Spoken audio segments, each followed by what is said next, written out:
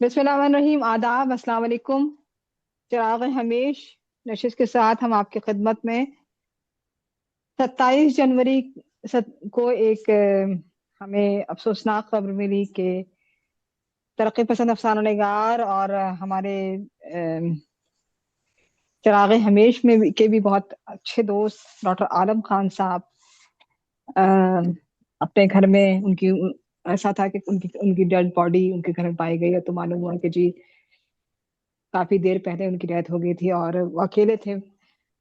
اور کہنا یہ چاہیے کہ ایک دن پہ جو ہمیں راشد صاحب نے بتایا کہ شاید انہیں کسی میٹنگ میں جانا تھا یا کیا تھا، لیکن ان کی طبیعت اوپر نیچے چل رہی تھی۔ پھر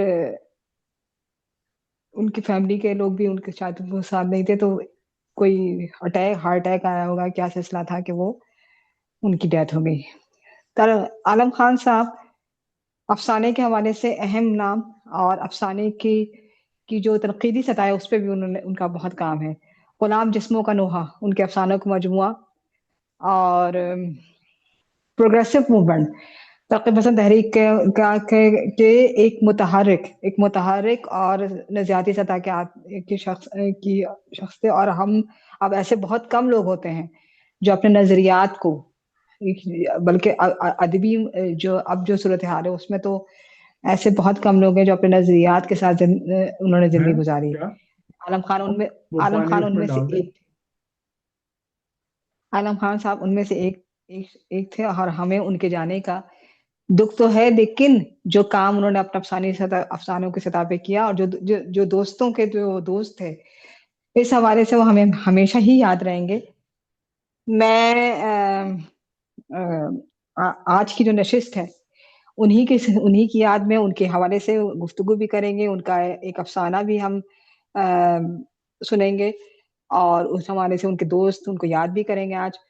آج کی نشست کی صدارت جو کر رہے ہیں وہ عابد حسین عابد صاحب کر رہے ہیں۔ عابد حسین عابد صاحب جو ہیں ان کو ایک تو پہلے تو یہ کہ ان کو بہت خوش آمدید چراغ ہمیش کی میں ہمارے ساتھ پہلی بار ہے، اور جو ایک اور ان کا حوالہ ترقی پسند تحریک کے حوالے سے ایک اہم نام عابد حسین عابد صاحب کا، ڈاکٹر عالم خان صاحب کے بہت قریبی دوستوں میں رہے ہیں۔ بہت بہت خوش آمدید عابد صاحب۔ ہم باقاعدہ جی نشست کا ویلکم۔ آغاز کر رہے ہیں سب سے پہلے ہم ایسا کرتے ہیں کہ افسانہ سنتے ہیں، اور عالم خان صاحب کا، اس کے بعد اس افسانے پہ بھی گفتگو ہوگی، اور ان کی شخصیت پہ بھی بات ہوگی، ان کے فن پہ بھی بات ہوگی۔ ہم افسانے کا آغاز کر رہے ہیں۔ ممتاز حسین صاحب افسانہ پڑھیں گے۔ افسانہ ہے جا چکے سے آخری مکالمہ۔ جی ممتاز صاحب، افسانہ میں نے دے دیا ہے گروپ پہ۔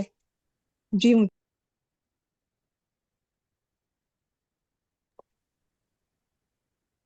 جا چکے سے آخری مکالمہ۔ گلا کوئی ٹھیک نہیں ہے لیکن پھر بھی کوشش کر رہا ہوں۔ ڈاکٹر عالم خان، حیات کے سارے رشتے تیرے نام سے منسلک ہیں، زمان و مکان کی ہر ایک تختی تیرے لیے ہی روشن، تو ہر عہد میں امر ہے، تو ہی آئندہ کے لیے ہے، تو پہلے کی مانت ہمارے درمیان لوٹ آ۔ ہم خالی بدن فضا میں معلق چیلوں کے غلیظ گھونسلے بن گئے ہیں، شہر عافیت کے در بند ہو چکے ہیں، رفتہ رفتہ ساری خواہشوں نے یوں ہتھیار پھینک ڈالے کہ جیسے ہنسوں میں ان کی تعداد بھی 90,000 ہو گئی ہو، ہمارے سر ہمارے دھڑوں پر نہیں، ہمارے بازو بھی کٹ چکے ہیں، تو کہ ساری اکائیوں کا کل ہے، لوٹ آ کے تیرے بنا سب زاویے منتشر ہیں، ہجوم گھروں اور عبادت گاہوں کے درمیان کھلے آسمان کے نیچے کھڑا ہے، اپنے جا چکے کو صدائیں دے رہا تھا، یہ اسے پانے کی انتہائی گھڑی ہے، تب مسجدوں میں اذانیں، مندروں کے گھنٹیاں، گرجا گھروں کے گھڑیال، خوف سیٹیاں، مجرم صدائیں، خصوصی دعائیں، عمومی چیخیں ایک ساتھ گونجتی، جو سب وہی تھے جو اسے ہر قیمت پر پا لینے کا فیصلہ کر چکے تھے۔ دعائیں، صدائیں، پھر چیخیں، پھر ایک قیامت کا شور۔ وہ کہاں تھا؟ کسی کو خبر نہیں تھی، وہ ضرور آئے گا، سب کو یقین تھا۔ شاید اسی لیے جب وہ تھک ہار کے ایک دوسرے کو تکنے لگے تو فضا میں ایک شناسائی آواز ابھری: تم گھروں اور عبادت گاہوں سے نکل کر محصور ہو چکے ہو کہ اب تمہاری منزل کہاں ہے؟ اور پھر مجھ پر الزام کہ میں کھو گیا ہوں۔ میں تو ایک طویل عرصے تک تمہارے درمیان تڑپتا سسکتا رہا۔ وہ تم ہی تو تھے جو لمحہ با لمحہ مجھے قتل کرنے کی سازش کے مرتکب تھے۔ میں موقع پا کر تمہارے تاریخ شہر سے بھاگ گیا، ورنہ تمہارا ہر قدم مجھ کو زندہ دفن کرنے کی کوشش میں مصروف تھا۔ یہ جھوٹ ہے، بہتان ہے۔ اگر ہم ایسے ہوتے تو تجھ کو صدائیں نہ دیتے۔ ہجوم پھر چیخ اٹھا، صدا پھر سے گونجنے لگی۔ تمہیں یاد ہوگا تمہاری بستی کے آس پاس کے گھروں میں خالی کنستر بجتے تھے۔ بچوں کو بہلانے کی خاطر چولہوں میں بے فائدہ آگ جلتی رہی، مگر تم نئی صبح کے گیت گاتے رہے۔ جب میں نے مزاحمت کی تو تم اپنے اپنے کرتے اٹھا کر پیٹ کے پتھر دکھانے لگے، گویا بانٹ کر کھانا ضروری نہیں تھا۔ اور پھر جب میں نے کہا کہ لنگی اور خصے کی چمک نے تمہارے چنگیروں کی روٹیوں کو خشک کر دیا ہے، تم کھیتوں کی پگڈنڈیوں پر اگی گھاس کے لیے ایک دوسرے پر فائر نہ کرنا، تمہارا دشمن وہی ہے جو تمہارے پیچھے کھڑا ہے، تم نہایت ڈھٹائی سے مسکرا کر کہنے لگے: جو ہمیں کھانے کو دے گا ہم سے وہی کام نہ لے۔ اور پھر دارو پینے کے اتنے رسیا ہوئے کہ گھر کی اولاد بے دارو ہی مرنے لگی، اور تم تاش کے پتوں کو مساوی تقسیم کر کے اپنے اپنے رنگوں میں کھو گئے، کہ جیسے بار بھی ہر ایک کام برابری ہی کی بنیاد پر ہو رہا یا ہونے کے امکانات موجود ہیں۔ اور جب تمہاری بلائنڈ چالوں نے گوداموں کی ساری گندم اجاڑ دی تو میں نے حد سے بڑھ کر مداخلت کی۔ تم نے فاتحانہ کہکا لگایا اور پھر مجھے میرے عہد کے بیت جانے کی اطلاع دی۔ میں کہ تمہاری متروکہ املاک تھا، مجھ سے رابطے کی خواہش چھ مہینی دارت۔ ہم چاہتے ہیں کہ ہم شناختیں بھی نہ ہماری شناختیں بھی نہ مٹنے پائیں۔ تو جو ہمارا مربوط ماضی بھی ہے، اگر لوٹ آئے تو ہم سب کی بقا ہے۔ ہجوم نے پھر سے اپنے عزم کا اعادہ کیا اور صدا پہلے سے زیادہ بلند ہو گئی: تمہیں جس کا ڈر ہے وہ جرم کب کا کر چکے ہو۔ تمہیں خبر ہے، میں نے کہا تھا کہ تمہارے گیتوں، تمہاری دھنوں کا ہماری دھرتی سے کوئی تعلق نہیں ہے۔ تب تو تم الیکٹرک گٹار کے تیز اونچے سروں میں کہنے لگے: وہ سب بری چیز ہے، فن کسی ایک خطہ ارض کی وراثت نہیں ہے۔ اور پھر اسی آڑ میں بدیسی زبان، نغمے، بدن حرکتیں ہماری تہذیب کی بنیادیں بن گئے، اور تم نے ایسی تصاویر اور مجسمے بنائے کہ لوگ کبھی اس طرح کے نہیں تھے۔ کب تمہارے چہرے کی ہر خوشی سے تنے تھے، یا گوریاں تمہاری محبت میں حاملہ ہوئی تھیں، یا بھرے دربار کی رقص محفل میں تمہارے نام پر جام ڈالے گئے تھے۔ تم تو بس یوں ہی یہی تھے. اور ہاں، تم نے طلوع سحر کے مناظر کو برش سے سیاہ شیڈ دے کر کہا کہ معروضی اور موضوعی صورتحال کا تقاضا یہی ہے. تم نے بحث، سکرپٹ چائے چائے مجھ کو بیچا، مگر میں پھر لوٹ کر تم میں آ بسا. تم ہمیشہ مروجہ معاشی ڈھانچے کو یکسر تبدیل کرنے کی ضرورت کو محسوس کر کے کسی قریبی سینما ہاؤس میں سیکسی سوزن کا آخری شو دیکھنے کے لیے نکل کھڑے ہوئے، یا پھر رات بھر مول کی سوانیوں کے بدن اسی طرح نوچتے رہے. صبح تک آنے والے نئے حاکموں کی آواز پر لب بیک کہنے کے سوا کوئی چارہ نہ تھا. جو کچھ انہوں نے کہا تم نے لکھ دیا، اور یہی تمہاری تاریخ ہے.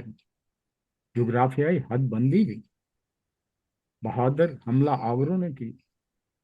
کلاس روم میں بچوں کو نوٹس لکھوائے گئے کہ جب خونی لکیروں سے ملکوں کی تقسیم ہو تو اسے ہی اپنی آزادی کی تاریخ کہنا. اس روز عمارتوں پر چراغاں کیا جائے گا، شہر باہر میں تعطیل ہوگی. اگر تمہارے ساتھی نے اپنی خفت مٹانے کی خاطر تمہیں میری موت کی اطلاع دی تو تم جھوٹ بول اٹھے کہ موت تو ایک اٹل حقیقت ہے، اور وقت ہمیں بھی ایک روز مار ڈالے گا. مگر قبل از وقت خود کو بے روزگاریوں کی لمبی قطاروں میں کیسے. Thank you. آئی گیس میرے پاس اتنا ہی ہے. ہیلو. یہ افسانہ آپ کے پاس مکمل نہیں؟ میرے پاس اتنا ہی پہنچا ہے. راشی صاحب آپ آگے سے پڑھ لیں. آگے کا کہاں ہے؟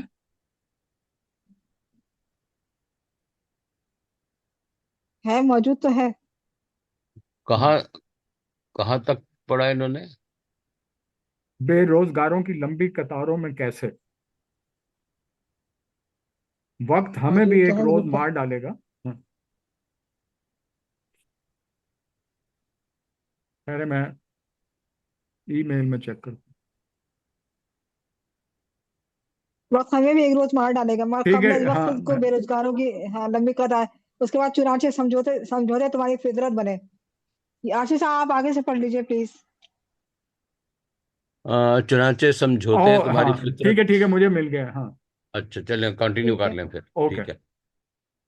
قبل از وقت خود بے روزگاروں کی لمبی قطاروں میں کیسے لگا دیں. چنانچہ سمجھوتے تمہاری فطرت بنے، اور باقیوں نے مجھ کو زندہ رکھنے کی آڑ لے کر بے روزگاری کو اپنا وتیرہ بنایا، اور موسموں کی شدید فائرنگ سے شاعر کے چوکیوں میں ڈھیر ہو گئے. وردیوں کی سمارٹنس نے تمہارے سروں کو جھکا دی کہ جیسے مارچ پاس کی آوازیں، قومی ترانے کی مقدس دھنیں، تم گولیوں اور جیپوں کی آوازیں سن کر گھروں میں دبکے رہے، یہ سوچ کر کے فی الوقت آگے بڑھنے کا موقع نہیں ہے. اور پھر تمہارے جسموں پر ایسی کائی جمی کہ ان کے عناصر ہوا میں تحلیل ہونے لگے. سڑکیں بھاشاؤں کا روپ دھارے تمہاری جوانی نگلنے لگی، اور سیاست نے تم کو مٹی مٹی کیا. اسی لیے تم سیلف کے ایک چیک کی خاطر ایک دوسرے کے لیے وحشی بنے. اسی لیے تمہارے سر اور بازو کٹے، اور میں زخموں سے نڈھال تم سے اتنی دور جا گرا کہ تم میری خبر تک نہ ہونے پائی اور تمہارے بدن مجھ سے خالی ہوئی. اب مجھ کو پانے کی کوئی صورت نہیں. سبھی نمبروں کی بسیں جا چکی. اگر مجھ کو پانا ہی مقصود ٹھہرا تو اپنے چہروں سے کتبے اتار پھینکو. ایک ہو کے سچائیوں کی طرف لوٹ جاؤ. یہی میری بقا کا راستہ ہے. اس راستے کی طرف اٹھا ہوا ہر ایک قدم میری سمت ہوگا. شہر حقیقت کا راستہ تمہارا منتظر ہے. صدا ختم ہو گئی. ہجوم فلک شگاف نعرے لگا رہا تھا. ہجوم نعرے لگاتا رہا. جیل کی خاردار چار دیواریوں پر لگی سرچ لائٹیں برسور جلتی رہیں. محافظوں کی خوفناک سیٹیاں بج رہی تھی. گھڑیال کی آخری آواز گونجی اور ناروں میں گم ہو گئی. محافظوں کی ڈیوٹیاں تبدیل ہونے کا وقت ہو چکا تھا. پچھلے پہر کے حفاظتی انتظامات سخت کر دیے گئے تھے. کوئی قیدی بھاگنے نہ پائے. مگر کون جانے کہ اصل قیدی تو ایک مدت سے بھاگ کر جا چکا تھا. Thank you. واہ. ختم جا شد. چکے سے آخری مکالمہ. واہ واہ. بہت اچھی بہت پڑھن. زبردست. صاحب بہت بہت شکریہ. ہم نے آپ کو بالکل اچانک زحمت دی کہ آپ پڑھن کریں افسانے کی، اور بہت بہت شکریہ کہ آپ نے افسانے کی پڑھن کی. ڈاکٹر عالم خان کا افسانہ جا چکے سے آخری مکالمہ. اس افسانے کا واحد متکلم جو حالات بعض دفعہ لگ رہا ہے، بعض دفعہ کیا لگ رہا ہے، ہم انہی حالات سے ہر روز یہ جو مزاحمتی صورتحال ہے جس کو بہت حد تک چھپایا جاتا ہے، اسی سے گزر رہے ہیں، اسی سے گزرتے آ رہے ہیں. تو یہ افسانہ ڈاکٹر عالم خان کا افسانہ ہے. اس پر بھی گفتگو ہوگی اور ان کی شخصیت اور فن پہ بھی گفتگو ہوگی. تو میں سب سے پہلے ممتاز حسین صاحب، آپ نے افسانہ پڑھا ہے، آپ سے ہی ہم گفتگو آغاز کرتے ہیں ممتاز حسین کے افسانے پہ بھی اور ان کی شخصیت پہ بھی. آپ ان کے بہت قریبی دوست رہے ہیں. جی ممتاز صاحب. جی بس میں کل ایک پنجابی کی کوئی نظم گا رہا تھا تو میرے دل پہ اتنا برا اثر ہوا کہ اتنی، یعنی کہ آخری دنوں میں تو بہت ہی دوستی میں خوش قسمتی سمجھتا ہوں کہ میں ابھی پاکستان میں تھا 2 مہینے بلکہ نیشنل کالج آف آرٹس میں ٹرائنالوجی چل رہا تھا تو میں وہیں پہ تھا. تو وہاں پہ آن گوئنگ جو ہے نا ایونٹس ہو رہے تھے NCA میں. تو ہماری تقریباً ہر رات ملاقات ہو رہی تھی. ہر دوپہر کو ہم مل رہے تھے. ہم وہاں شیرو چائے والا ہے، شیرو چائے والے کے کھوکھے پہ بیٹھ کے ہم چائے پی رہے تھے اور سارے دوستوں کے ساتھ مل کے وہ گپیں لگ رہی تھی. میں آپ کو بتا نہیں سکتا. اور پھر دو میرے افسانے پڑے گئے وہاں، ہلکا ارباب ذوق اور دوسرا انجمن ترقی پسند. جاوید راشد جاوید صاحب بھی ہمارے ساتھ ہوتے تھے کبھی کبھی. تو میں ان لمحوں بالکل اس طرح تھا جیسے موتیوں کی ایک لڑی ہے. جب ان کی خبر ملی، ہمارے ایک بہت ہی قریبی، ہم تینوں کے قریبی دوست ہیں، مرشد شاہد مرشد فیصل آباد سے، اور یہ بھی فیصل آباد سے تھے. تو فیصل آباد سے ان کا جو ایک ریلیشن شپ تھا اور فیصل آباد کے لوگوں سے ان کی محبت اور فیصل آباد سے ان کا تعلق. تو انہوں نے مجھے خبر دی کہ یار ٹر گئے، ہستا کھیڈدا بندہ کتھے ٹر جاندا ہے، پانی وچ پتاشے وانگوں کھر جاندا ہے، ایک سمے لئی آندا فانی دنیا تے پھر کرانو وہ پردیسی ٹر جاندا ہے. یار اتنا مجھے ایک فرشتہ صفت، ایک اتنا محبت کرنے والا. میں آپ کو بتا نہیں سکتا کہ جتنا دکھ مجھے عالم خان کے جانے سے ہوا ہے مجھے کسی سے نہیں ہوا، کیونکہ میرے NCA کے ہر پروفیسر سے ان کی دوستی تھی. پرانے جو مارکسسٹ اور ایکٹیوسٹ تھے ان سب سے ان کی یاریاں تھیں. اور اور اتنا ہم جڑے ہوئے تھے، ہماری جڑت تھی، ہم اتنے، یعنی کہ وہ نظریاتی طور پہ بھی، پھر سارے ہمارے جو وہ دوست تھے وہ ہمارے کامن فرینڈس تھے، اور پھر اس کے علاوہ افسانوں پہ بات ہونے، افسانوں پہ لمبی لمبی ان کی گفتگو، ان کا کریٹیسزم، ان کا یہ بہت ہی پیارے دوست، اور بہت دکھ ہوا ان کے جانے کا، اور یہی میرے پاس ہے ان کے لیے میں بہت ہی دکھ میں ہوں ابھی تک۔ میں میں میرے سے یہ ایکسیپٹ نہیں کیا جا رہا کہ وہ چلے گئے ہیں، کیونکہ جو پچھلے سال جب آیا، جب میں ورک شاپ دے رہا تھا NCA میں، تو لوہڑی کا فنکشن ہم نے اکٹھے سیلیبریٹ کیا۔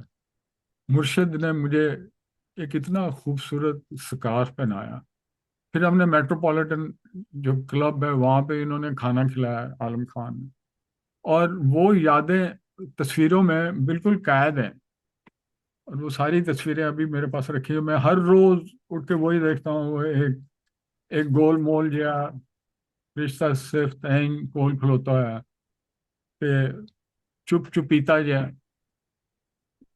ساری کنورسیشن ایک ہلکا جا کمنٹ دے دینا، اور وہ کمنٹس اتنا بھرواں ہوتا تھا، اتنا زوردار ہوتا تھا کہ اس پوری کنورسیشن کا اس کا نچوڑ ایک کمنٹس میں ہوتا تھا عالم خان کا۔ اور پھر محبت سے اپنے ہمارے جو ارد گرد کے سارے وہ ایکٹیوسٹ اور ہم خیال دوست اور پولیٹیکلی کانشیس یار دوست تھے، پھر کبھی اس کی کہانی سنا رہا ہوتا، کبھی اس کی کہانی سنا رہا ہوتا، کبھی اس کے ساتھ یہ ہوا، کبھی اس کو جیل میں یوں ملنے گیا، کبھی اس طرح میں، یعنی کہ بہت ہی پیارا دوست جو ہے اس کے بچھڑنے کا بہت ہی دکھ ہے۔ آج کا افسانہ جو ہے وہ اتنا خوبصورت اور اتنا ایبسٹریکٹ، اور جس میں وہ دکھ، وہ اسٹرگل، اور وہ جو غلاموں کی ایک اسٹرگل ہے، اور جو تکلیف میں انہوں نے وہ گزاری ہے۔ میں کافی دنوں سے، پچھلے دنوں میوزیم آف ماڈرن آرٹ میں سلیوری پہ انہوں نے فلمیں کلیکٹ کی تھیں، تو وہ پورا ایک ہفتہ وہ فلمیں میں دیکھتا رہا، تو مجھے عالم خان بار بار یاد آ رہا تھا، اور مجھے یوں ہی لگ رہا تھا کہ جیسے عالم خان کے یہ افسانے ہیں، ان پہ یہ فلمیں بنی گئی ہیں۔ لاسٹ فلم جو میں نے دیکھی وہ میرے ذہن پہ بالکل عالم خان کے افسانے کی طرح، اور جو ظلم اس پہ ہوا تھا، جس طرح وہ بھوک کو جس طرح عالم خان نے اس افسانے میں ڈیفائن کیا، اور سمبولیکلی پیڑ پہ پتھر باندھنے کا جو سمبل ہے، اور وہ اس کی جو کلیکٹیو ایفرٹس ہے، اور وہ کلیکٹیو ایفرٹس کہ جی پیڑ پہ پتھر باندھ لو، اور سب نے پیڑ پہ پتھر باندھ لیے، اور بھوک کے نکیلے دانت جو آپ کے پیٹ کو کھرچتے ہیں، اور اس افسانے کو پڑھنے کے بعد یوں محسوس ہوتا ہے کہ جیسے آپ ان غلاموں کا ایک حصہ ہیں، اور آپ ایکسپیرینس کرتے ہیں اس بھوک کو، اس پیاس کو، اس تشدد کو، اس موومنٹ کو، اور اس تشدد اور موومنٹ میں کس طرح تم ڈیزالو ہو جاتے ہو، اور کس طرح ختم ہو جاتے ہو، اور کس طرح کھڑے ہو جاتے ہو۔ یہ افسانہ اتنا بڑا افسانہ ہے، اور وہ تو نہیں ہے، لیکن ہمارے درمیان وہ ہمیشہ زندہ رہیں گے۔ بس اتنا ہی کہوں گا۔ Thank you so much for giving me that ample time. Thank you.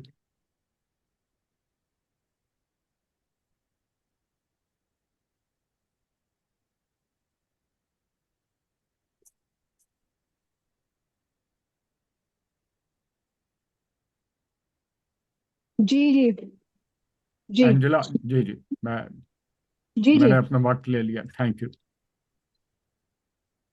جی جی ممتاز صاحب، بہت شکریہ، بہت بہت شکریہ آپ نے واقعی یہ بات جو ابھی بلکہ میں نے نشست کے شروع میں یہ بات کہی تھی کہ آم، وہ جو راشد صاحب نے بتایا کہ ایک دن پہلے یعنی اپنی وفات سے ایک دن پہلے انہوں نے کہا تھا کہ مجھے صبح میٹنگ کے لیے اٹھا دے. آپ نے لیبر میں شاید یہ بات کہی تھی. اور یعنی اس قدر وہ تھے کہ وہ اس بات کے لیے وہ تھے کہ بھائی مجھے میٹنگ میں بھی جانا ہے اور یہ ہے وہ ہے. لیکن دوسرے دن کا اس طرح سے چلے جانا ہے واقعی ایک وہ ہے کہ. اور جس طرح سے آپ نے اپنی یادوں کو شیئر کیا ان کے آپ کے ساتھ آپ کے بہت ساتھ رہا ان کا. تو یہ دل واقعی عجیب سا ہوا ہے کہ یہ اس طرح سے چلے جانا اور ایک ایسا آدمی جس نے زندگی کو بہت جدوجہد میں دیکھا. بات یہ بھی ہے کہ ہمارے ہاں جو بہت ویسے افسانے لکھے گئے بعض دفعہ یہ ہو رہا ہے کہ کچھ افسانہ نگار ہمارے ہاں بہت بہت اچھے افسانے لکھے بہت اہم ان کا وہ ہے. لیکن جس طرح سے ان کو یاد رکھنا چاہیے ہمیں اس طرح سے یاد نہیں رکھا جاتا. کیوں کیا ریزن ہے کیا وجہ ہے. کچھ نظریاتی سطح بھی ہوتی ہے اس سے بھی لوگوں کو اختلاف ہوتا ہے. یہ ساری باتیں اپنی جگہ لیکن ایک جو جینون رائٹر ہے اور اس کو یاد رکھنا جیسے کہ ڈاکٹر عالم خان کا آج ہم وہ کر رہے ہیں. یہ صرف آج کی بات نہیں ہے. ہماری کوشش ہوگی کیونکہ جو ان کے افسانے کے حوالے سے جو ان کا تنقیدی وہ ہے اس پر بھی کسی دن ہم گفتگو کریں گے. اور کوشش ہوگی کہ ان کے کیونکہ جس طرح سے افسانے کو افسانہ پروگریسو اس میں لکھا گیا ہے وہ اس کو بھی دیکھنا ہوگا کہ وہ کیسا لکھا گیا ہے کس طرح سے ان رائٹرز نے لکھا ہے. تو گفتگو ہم کرتے ہیں راشد جاوید صاحب. آپ کا بھی بہت ساتھ رہا ہے ڈاکٹر عالم خان صاحب سے. آپ اپنے خیالات بتائیں آپ اس افسانے پہ بھی گفتگو کریں ان کی شخصیت سے گفتگو کریں. جی راشد جاوید صاحب. جی بہت شکریہ. پہلے تو مجھے بتائیے کہ میری آواز آ رہی ہے؟ جی کیا میری آواز آپ سن پا رہے ہیں؟ مجھے جی مائک راشد میں صاحب کوئی سن رہے ہیں گڑبڑ، ہم آپ کی بات سن رہے ہیں ہم آپ کی بات. کیونکہ مجھے آپ لوگوں کی آواز بہت کم آ رہی ہے. خیر یہاں جناب صدر یہاں موجود سب حضرات نے قرۃ العین حیدر کا شورۂ آفاق ناول آگ کا دریا تو ضرور پڑھ رکھا ہوگا. اس میں ایک کردار ہے گوتم نیلمبر. تو یہ کردار جو ہے یہ بنیادی طور پر علم، فلسفے اور روحانی حقیقت کی تلاش کی علامت ہے. وہ زندگی، موت، خدا جیسے بنیادی سوالات سے جوجھتا ہے اور مختلف فلسفوں کے درمیان اپنا راستہ ڈھونڈنے کی کوشش کرتا ہے. بقول رشید مصباح مرحوم، ایک دن اچانک کسی نے آگ کا دریا عالم خاں کے ہاتھ میں تھما دیا اور پھر گوتم نیلمبر اس کے اندر اتر گیا. عالم خان ہمارے ساتھ پاک ٹی ہاؤس میں اختر کاظمی، وسیم گوہر، قائم نقوی، زاہد مسعود اور رشید مصباح سمیت ہمارا ساتھی اور اہم گفتگو کرنے والا بندہ تھا. یہ افتادگان خاک کا وہ دانشور طبقہ تھا جو زندگی کی تلخ حقیقتوں سے نبرد آزما تھا. جب اس نے غلام جسم کا نوحہ لکھی تو اس نے کہا کہ میں بڑے دکھ اور حیرت سے اس کشاکش حیات کو بسر کر رہا ہوں، سکون کے ساتھ تڑپتے ہوئے. وہ واقعی دکھ اور حیرت کا قیدی تھا، ہر وقت کسی خیال میں کھویا ہوا جیسے خواب دیکھ رہا ہو.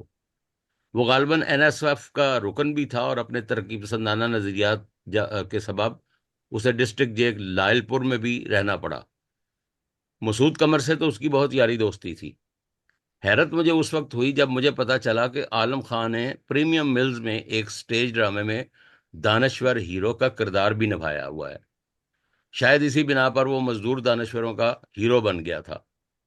صحافت سیکھنے کا شوق چرایا تو تنویر جیلانی کی شاگردی اختیار کر لی، پھر ظہیر سلیمی کے ساتھ بھی رہا، لیکن اس کی بے چین روح نے اسے کبھی چین سے بیٹھنے نہیں دیا. شاید اس کے پاس اتنے سوال تھے کہ کسی جواب سے بھی اس کی تسلی تشفی نہیں ہوتی تھی. وہ لائل پور میں پیدا ہوا لیکن اس شہر نے اسے پناہ دینے سے انکار کر دیا. وہ ہجرت کر کے لاہور آ گیا اور پھر اسرار زیدی اور آغا ضیاء الرحمان کے ساتھ دیکھا جانے لگا. اس کی یاری ہمارے ایک اور کامریڈ رشید مصباح سے بھی تھی. یہ وہ زمانہ تھا جب ہم لوگ اتوار کے علاوہ بھی پاک ٹی ہاؤس جایا کرتے تھے کہ ان دنوں وہاں صرف شاعر و ادیب ہی بیٹھا کرتے تھے۔ عالم خان سے بہت گفتگو رہی، لیکن یہ معلوم نہ ہو سکا کہ وہ سیاستدان بننا چاہتا ہے یا سیاسی دانشور۔ ادبی حلقوں میں اس کی گفتگو سے یہ تاثر ملتا تھا کہ وہ تنقید کی طرف گامزن ہے۔ پاک ٹی ہاؤس پر برا وقت آیا تو دوستوں کے مل بیٹھنے کے ٹھکانے بھی بدل گئے، اور کچھ علم نہیں تھا کہ کون کہاں ہے۔ ایک لمبے عرصے کے بعد یہ پتہ چلا کہ عالم خان افسانہ نگار اور نقاد بن چکا ہے، اور اس ضمن میں 2 عدد موٹی سی کتابیں بھی لکھ چکا ہے۔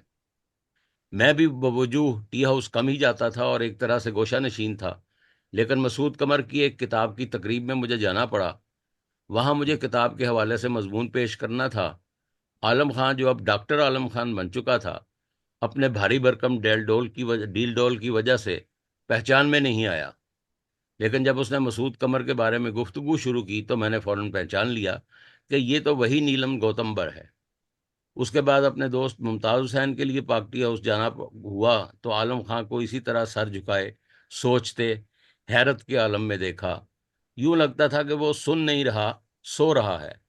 افسوس، صد افسوس، ہمارا یہ قابل اور کمیٹڈ دوست جو ہے چند روز پہلے ہمیشہ کے لیے سو گیا۔ اب اس کا جو یہ ابھی افسانہ ممتاز صاحب نے اتنے خوبصورت لہن میں پڑھا ہے، اس کے بارے میں صرف یہ کہوں گا کہ مکالمے کی صورت میں لکھا گیا یہ افسانہ مکمل علامتی ہے، جس میں ہجوم اور جا چکے کے درمیان گفتگو ہے، اور اس میں فلیش بیک کی تکنیک بھی جو ہے وہ ماضی کے واقعات کو حال میں بیان کر کے استعمال کی گئی ہے۔ اگرچہ زبان استعاراتی ہے، لیکن جملوں میں ایک خاص لہجہ اور روانی ہے جو قاری کو متاثر کرتی ہے۔ افسانے کا مرکزی موضوع انسانی قدروں، اخلاقیات اور شناخت کے بحران یہ ہے۔ دراصل جا چکا در حقیقت وہ سچائی ہے جسے معاشرہ اپنے مفادات، مصلحتوں اور بے حسی کی وجہ سے کھو چکا ہے۔ یہ افسانہ استحصالی طبقاتی نظام کے خلاف ایک زبردست ادبی احتجاج بھی نظر آتا ہے۔ یہاں اس افسانے میں ہمیں جھوٹی طبقاتی ہم آہنگی، یعنی وہ تاش کے پتوں کی مساوی تقسیم جو ہے، اس کے بھی پردے فاش کرتا ہے یہ افسانہ، جبکہ حقیقت میں گوداموں کی گندم چند ہاتھوں میں مرتکز ہے، یعنی استحصالی ثقافت جو ہے، یعنی بدیسی زبان، نغمے، بدن کی حرکتیں، یہ دراصل محنت کشوں کو ان کی تہذیبی بنیاد سے کاٹنے کا ہتھیار ہے۔ اسی افسانے میں ریاستی طاقت جو ہے، مارچ پاسٹ، وردیاں، جیل، یہ عوام کے سروں کو جھکاتی ہوئی، اور سیلف کے جو چیک ہوتے ہیں خالی کی خاطر جو ان کی وحشت اور ہے، یہ دراصل سرمایہ دارانہ جو فردیت ہے اس کا شخصانہ ہے۔ اور اس میں عالم خان نے جو پیغام دیا ہے وہ بڑا واضح ہے کہ اپنے چہروں سے کتبے اتارو، جھوٹی شناختوں اور جو فرسودہ نظریات ہیں ان کو ترک کرو، ایک ہو کر سچائیوں کی طرف لوٹ جاؤ۔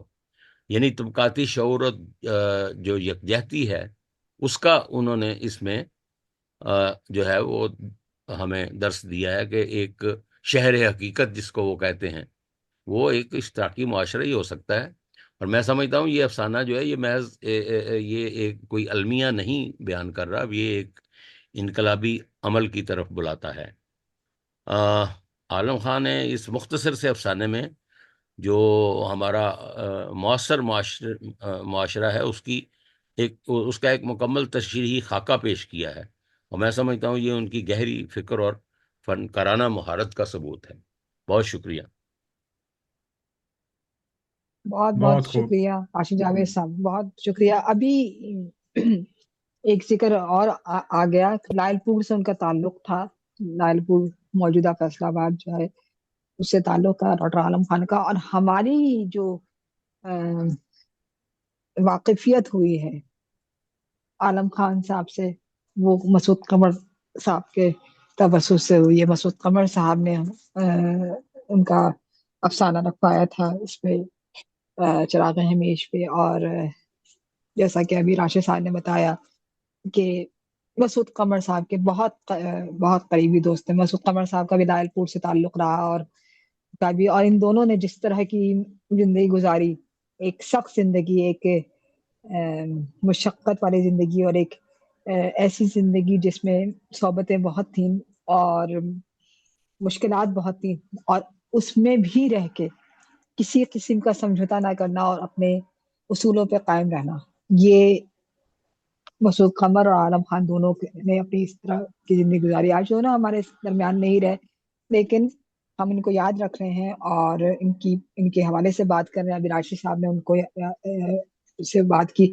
یہ بات صحیح ہے کہ جب مسعود قمر صاحب بھی ان کا تذکرہ کرتے تھے تو وہ اس طرح سے بتاتے تھے کہ وہ جو کہ ہم لوگوں کی تو کبھی شاید ان سے ملاقات نہیں ہوئی. وہ لاہور میں ہوتے تھے غالباً، وہ یا لائل پور میں ہوتے تھے. ان کا جو ایک شخصیت، ان کا جو ایک وہ جیسے کہ ابھی گوتم نیلمبر کی بات ہوئی، ساری بات ہوئی، وہ وہ ایک بھاری بھرکم سی شخصیت ہو گئی تھی. اور مسعود قمر کہتے تھے کہ وہ جو ہے عالم خان کو جو ہے اس کو ہم جب کہتے تھے کہ بھی عالم خان صاحب کو سے پڑھوانا ہے اور یہ ہے، تو مجھے یاد آ رہا ہے کہ بعض دفعہ ان کو مائک جو ہے وہ انمیوٹ کرنا نہیں آتا تھا یا کنیکٹ ہونا نہیں آتا تھا، تو مسعود قمر صاحب کہتے تھے کہ یار یہ بندہ جو ہے اس کو سب یہ بھول گیا ہے اور یہ ایسا ہے، اس طرح سے وہ نہیں کر پاتا. اور یہ تو وہ جو ایک بہت محبت میں ذکر کرتے تھے. لیکن یہی جو ابھی جیسے راشد صاحب نے وہ بتایا کہ ان کے جو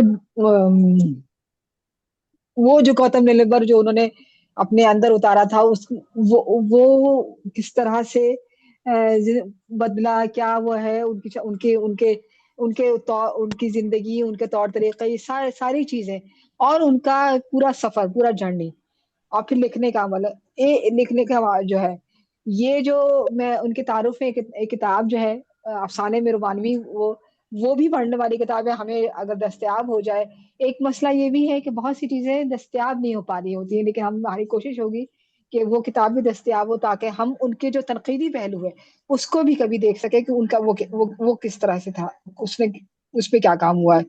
بہرحال ہم نجمہ منصور سے بات کرتے ہیں. اس تمام عرصے میں ایک آئی ڈی ہمارے ساتھ کنیکٹ ہوئی ہے، بہت طویل آئی ڈی ہے، DMGJG. بھائی اپنا نام بتا دیجئے پلیز، کون ہمارے ساتھ کنیکٹ ہوا ہے؟ جی السلام علیکم، مریم عرفان. مریم عرفان، السلام علیکم، کیسی ہے مریم؟ وعلیکم السلام. یہ بس میرا بیٹا جو ہے نا وہ آئی ڈی چینج کرتا رہتا ہے، تو یہ اس نے کوئی آئی ڈی لگائی ہے جو مجھے آپ نے بتائی ہے کہ یہ آئی ڈی لگی ہوئی ہے. اچھا چلے، صحیح ہے، صحیح چلے، ٹھیک ہے. میں نجمہ منصور صاحبہ سے درخواست کرتی ہوں کہ افسانے پہ گفتگو کریں اور کیسا آپ سمجھتی ہیں عالم خان کے افسانے اور ان کو. جی نجمہ صاحبہ. جی جناب صدر کی اجازت سے ڈاکٹر عالم خان کا افسانہ کے سے متن بلکہ ایک فکری دستاویز، تہذیبی فرد جرم اور اجتماعی ضمیر سے کیا گیا آخری سوال ہے. اب جب کہ ڈاکٹر عالم خان خود اس دنیا سے رخصت ہو چکے ہیں، یہ افسانہ ایک غیر اعلانیہ وصیت کی صورت اختیار کر لیتا ہے. ایسی وصیت جو کسی فرد کے لیے نہیں بلکہ پورے سماج کے نام ہے. یہ تحریر ہمیں یہ سوچنے پر مجبور کرتی ہے کہ اصل میں جا چکا کون ہے اور وہ کیوں واپس نہیں آ رہا.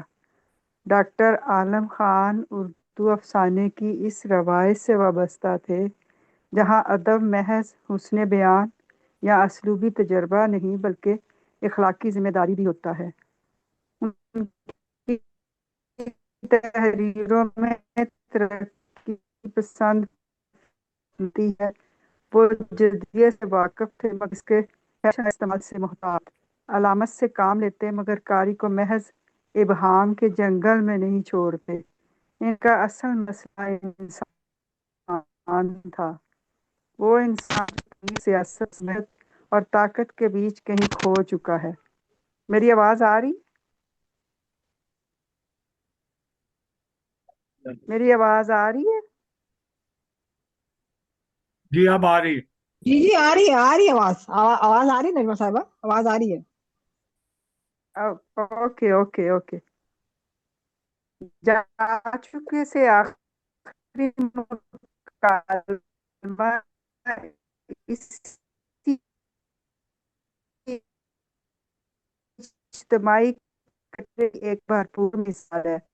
افسانے کا مرکزی فکر ایک ہجوم ہے دوسرے کو پا ہے، اسے لوگا کی التجا کا رنگ دوسری طرح نظام اور تک سچائی سے لبریز ہے۔ یہ مکالمہ دراصل مکالمہ کم اور محاسبہ زیادہ ہے، جا چکا کسی ایک شخص کا نام نہیں بلکہ وہ سچ ہے جو رخصت ہو چکا، وہ شعور ہے جو قید سے بھاگ نکلا۔ عنوان ہی میں آخری کا لفظ اس بات کی علامت ہے کہ اب بات چیت کا وقت ختم ہو رہا ہے، اب شاید صرف نتائج باقی ہیں۔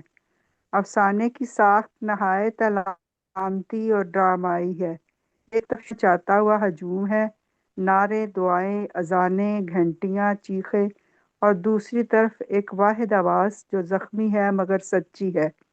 یہ آواز ہجوم کو اس کا ماضی یاد دلاتی ہے، وہ بھوک یاد دلاتی ہے جسے گیتوں میں چھپایا گیا، وہ ناانصافی یاد دلاتی ہے جسے مجبوری کہہ کر قبول گیا، وہ ہوتے یا قتل کیا گیا۔ جیل یا سیل اس افسانے کی سب سے طاقتور علامت ہے۔ یہ محض قید خانہ نہیں بلکہ پورا سماجی اور ذہنی نظام ہے جس میں سچ کو بند رکھا گیا۔ جا چکا کہتا ہے کہ وہ اس تاریک سیل سے بھاگ آیا کیونکہ ہجوم کا ہر قدم اسے زندہ دفن کرنے کی کوشش میں مصروف تھا۔ اس جیل میں ریاست بھی ہے، طاقت بھی، سرمایہ بھی، وردی بھی، اور وہ مذہبی اور تہذیبی ڈھانچے بھی جو سوال سے خوف کھاتے ہیں۔ افسانے میں ثقافتی اور تہذیبی تنقید نہایت بے رحم ہے۔ فن، موسیقی، زبان اور آزادی سب کا ذکر آتا ہے، مگر اس انداز میں کہ قاری کو اپنی خود فریبی کا احساس ہو۔ مصنف فن پر پابندی نہیں لگاتا بلکہ فن کے نام پر جڑوں سے کاٹ جانے، درآمد شدہ خوابوں اور مصنوعی خوشیوں پر سوال اٹھاتا ہے۔ زبان کے اعتبار سے افسانہ خطیبانہ ضرور ہے مگر کھوکھلا نہیں۔ طویل جملے، بار بار آئے ہوئے وقفے اور مسلسل بہاؤ ایک ایسے سماج کی سانسوں جیسے ہیں جو تھک چکا ہے مگر رک نہیں پا رہا۔ افسانے کا اختتام کسی نجات، کسی معجزے یا کسی واپسی پر نہیں ہوتا۔ جا چکا صرف لفظوں میں کہتا ہے کہ اگر اسے پانا ہے تو نعروں، شناختی کتبوں اور جھوٹے چہروں کو اتار پھینکنا ہوگا، ایک ہو کر سچائی کی طرف لوٹنا ہوگا۔ مگر اس لمحے ہجوم پھر نعروں میں گم ہو جاتا ہے اور نظام اپنی جگہ قائم رہتا ہے۔ آخری سطر کے اصل قیدی تو ایک مدت سے بھاگ کر جا چکا تھا، قاری کو ایک گہری خاموشی میں چھوڑ دیتا ہے۔ ڈاکٹر عالم خان کی وفات کے بعد یہ افسانہ اور بھی زیادہ معنی خیز ہو جاتا ہے۔ یوں محسوس ہوتا ہے جیسے وہ خود ہم سے آخری مکالمہ کر گئے ہوں۔ انہوں نے نہ ہمیں تسلی دی، نہ امید کا جھوٹا چراغ جلایا، بلکہ ایک آئینہ رکھ کر خاموشی سے رخصت ہو گئے۔ بہت شکریہ۔ بہت بہت شکریہ بہت خوب، نجوى منصور بہت صاحب، خوب۔ بہت خوب۔ نن- یہ جو افسانہ ہے اس میں جو ابھی نجوى منصور نے فنون کے بارے میں بات کی، جو افسانے میں ذکر ہے اس کو کس طرح سے کہ بعض دفعہ انسانی المیوں سے غافل رہنے کے لیے فنون کا استعمال کیا جاتا ہے، یہ بھی ایک تلخ حقیقت ہے۔ اور یہ افسانہ جو لکھا ہے ڈاکٹر عالم خان نے، ہم اسی دور سے گزر رہے ہیں، ہم اسی اس سے گزر رہے ہیں، ہم اسی عذاب سے گزر رہے ہیں۔ کتنی چیزوں سے کو اوجھل کر دیا گیا ہے، کتنے دکھوں کو اوجھل کر دیا گیا ہے، اور ایسی چکاچوند میں ڈال دیا گیا ہے، ڈالا جا رہا ہے کہ اس طرف جہاں مسائل آ رہے ہیں، جہاں دکھ آ رہے ہیں، جہاں انسانی سطح پہ المیہ جنم لے رہے ہیں، اس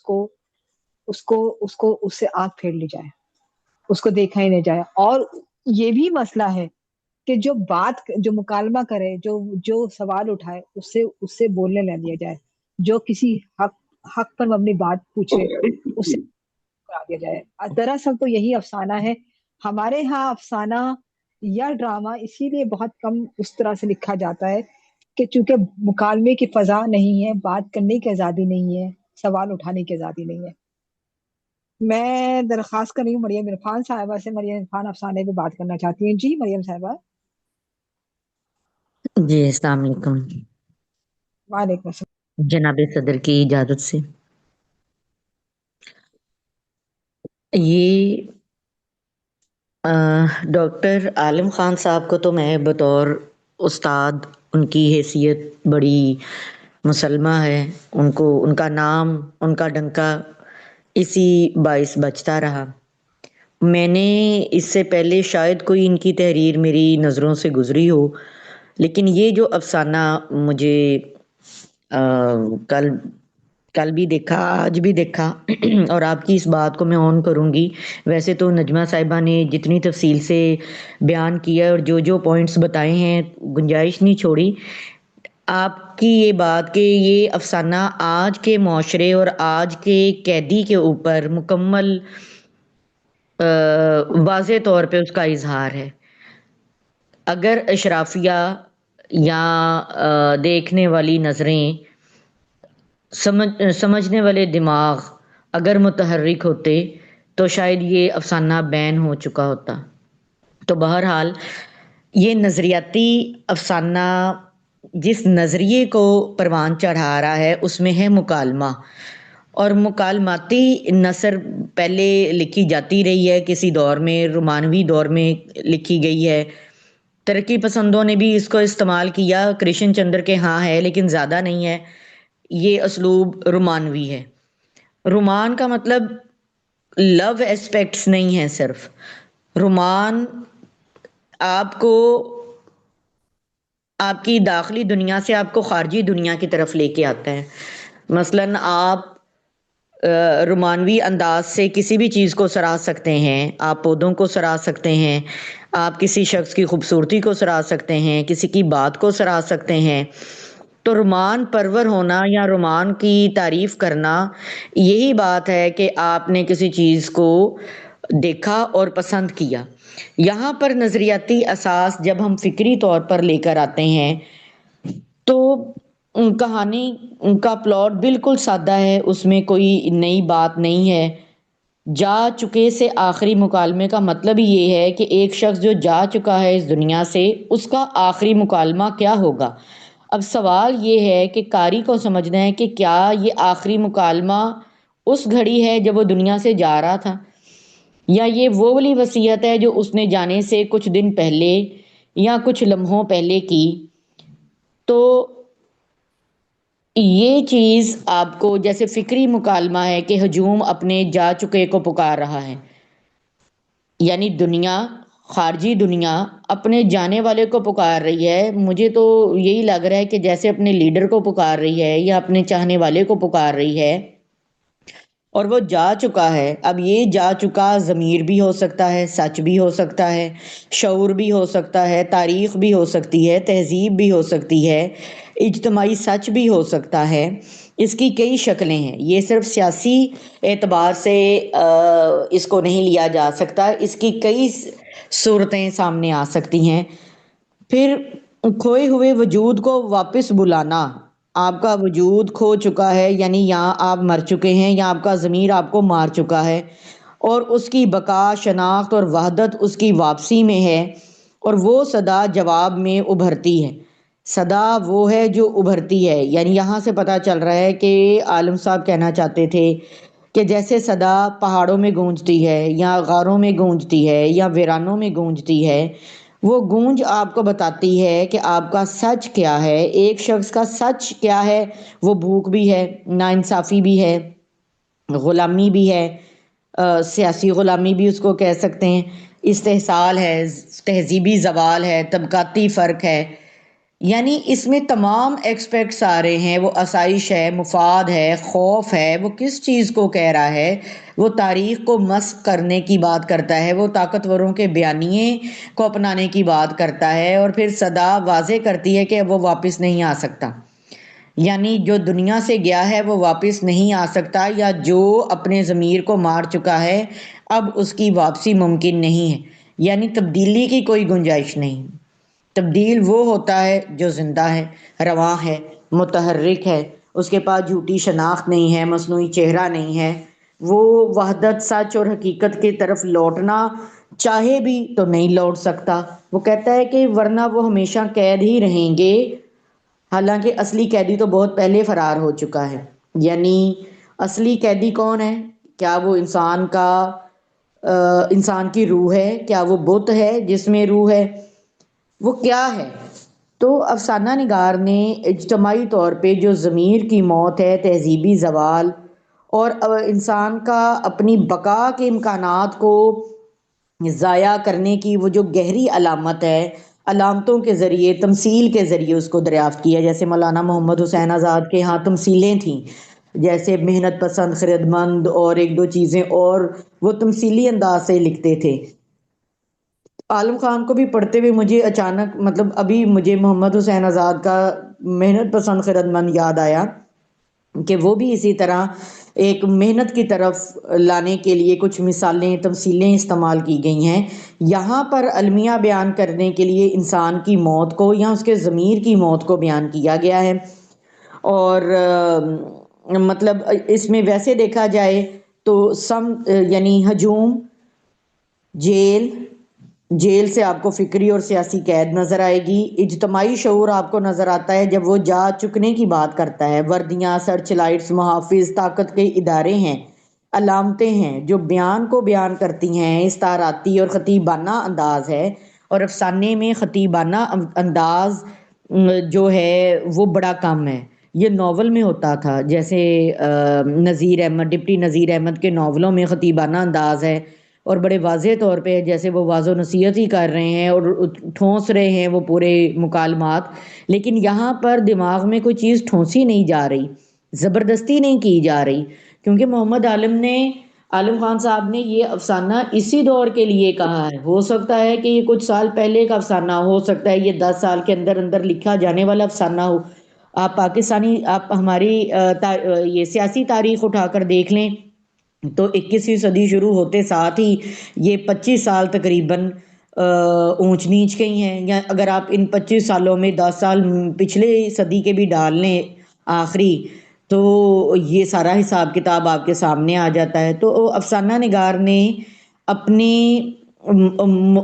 موجودہ صورتحال کو اپنی موجودگی کے ساتھ جیسے بیان کیا ہے، اس میں انہوں نے اسلوب اور بیان بہت آسان رکھا ہے، لیکن قاری کے لیے ابلاغ شاید اس لیے مشکل ہو سکتا ہے کہ اس میں کوئی رومانویت نظر نہیں آ رہی۔ لیکن رومان صرف کیا ہے؟ ایک انسان کا اس دنیا سے دوسری دنیا تک جانے کا سلسلہ یا ختم ہونے کا سلسلہ۔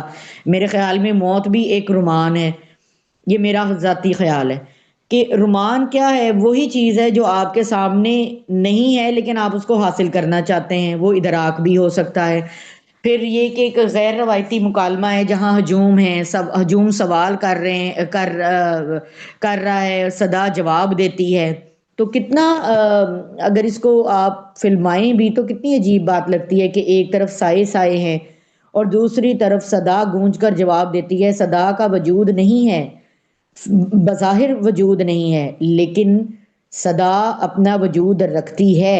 تو یہ تکنیک ڈرامائی انداز بھی رکھتی ہے، یعنی مجھے اس میں ناول کا ٹچ بھی نظر آیا خطیبانہ انداز سے، اور مجھے اس میں ڈرامائی عناصر زیادہ نظر آ رہے ہیں کہ شدت ہے ان چیزوں میں، کرداروں کی نفسیات اتنی اہم نہیں ہے کیونکہ کردار تو صرف دو ہیں، ایک ہجوم اور ایک صدا، اور اجتماعی الزام نامہ ہے، ایک دوسرے جیسے شکوہ اور جواب شکوہ ہے۔ یہ وہ الزام نامہ ہے کہ ایک فرد کی بجائے سماج پر گفتگو کرنا اور سماج کے مختلف عناصر، مختلف باتوں پر گفتگو کرنا بہت مشکل کام ہے۔ تو شاید اس کو دانستہ انتخاب بھی کہا جا سکتا ہے، یعنی یہ بالکل افسانوی روایات سے ہٹ کر ہے۔ پھر سماجی اور سیاسی انداز سے دیکھیں تو یہ مفاد پرستی، طبقاتی بے حسی، ثقافتی نکالی، سیاسی غلامی اور تاریخ کی ایک آپ اس کو مسخ شدہ تعلیم بھی کہہ سکتے ہیں کہ وعظ اور خطبے کی صورت اختیار کر لیتی ہے، اور ہمارے ہاں وعظ اور خطبہ ٹپیکلی منسوب ہی مذہبی شدت پسندوں کے لیے ہوتا ہے یا مذہبی انداز کے لیے ہوتا ہے۔ پھر انجام اور تاثر، اصل چیز ہے افسانے کا انجام. آپ کو اس کا انجام اس کی سٹارٹنگ سے زیادہ قریب لے جاتا ہے، اس سے زیادہ جھنجھوڑتا ہے. کیوں؟ کیونکہ اب وہ دیکھیں اصل قیدی تو مدت سے بھاگ چکا تھا. اب یہاں پر فوراً میرے دماغ میں تو قیدی 804 ہی آیا، بہرحال لیکن کہنا نہیں چاہیے. لیکن یہاں پر یہ جو جملہ ہے کہ اصل قیدی کا بھاگ جانا، مدت سے بھاگ جانا، کیا یہ فرار ہے؟ کیا یہ موجودہ صورتحال سے فرار ہے؟ یا اب وہ اتنا تنگ آ چکا ہے، یہ کردار اپنے ہجوم سے ہی تنگ آ گیا ہے اور اس کو لگتا ہے کہ اس دنیا میں اس کے لیے بھاگ جانا، فرار حاصل کر لینا ہی سب سے بڑی بات ہے، شدت ہے.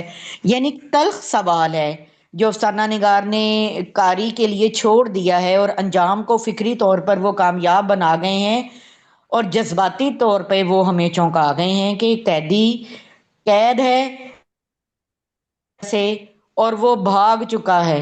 یعنی اب وہ یہاں پر آپ کو نظر بھی نہیں آئے گا کیونکہ وہ آپ جیسے لوگوں کے درمیان رہنا بھی نہیں چاہتا. تو مجموعی طور پر یہ گہری فکری شعور کی علامت بھی ہے.